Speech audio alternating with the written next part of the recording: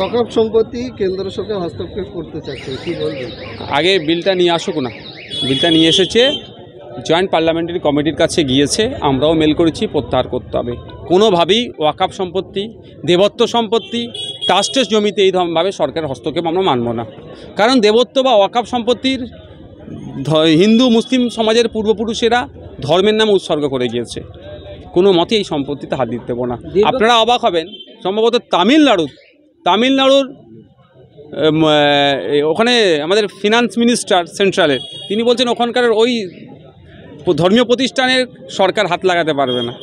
আর এইখানে কি বলছে, আবার ওয়াকফ প্রপার্টিতে সরকার হাত দেবে। অ্যাকচুয়ালি এগুলো আপনাকে বলি, এই সম্পত্তিগুলো ওয়াকফ সম্পত্তি ভারতীয় রেল, ভারতীয় সেনাবাহিনীর পরেই সবথেকে বৃহত্তর সম্পত্তিটা আছে ওয়াকফের হাতে।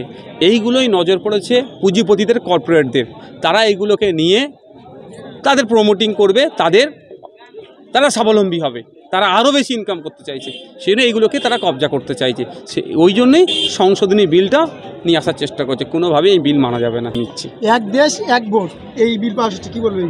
অনেক বিতর্ক আছে, শুধুমাত্র এই 2 মিনিটে কথা বলে এটা সম্ভব না। একটা কথা বলতে পারি আপনাদের, যে জায়গাটা দেখাচ্ছে বলছে আর্থিকভাবে বাঁচবে, আরে দেশের জনগণ বাঁচলে তো অর্থনীতি বাঁচবে, দেশের ডেমোক্রেসি বাঁচলে তো অর্থনীতি বাঁচবে। দেশের ডেমোক্রেসি খাতরায় চলে যাচ্ছে, তো আপনি আর টাকার কি দেখাচ্ছেন? মানে হচ্ছে ওই এক দেশ এক ভোট, তারপরে এক দেশ এক আইন, এক দেশ একটাই দল রাখবে, বাকিটাকে সব দল বন্ধ হচ্ছে, আইনের মতো করে দেওয়ার চেষ্টা করছে। এটা মেনে নেবে না বাংলার মানুষ, দেশের মানুষ।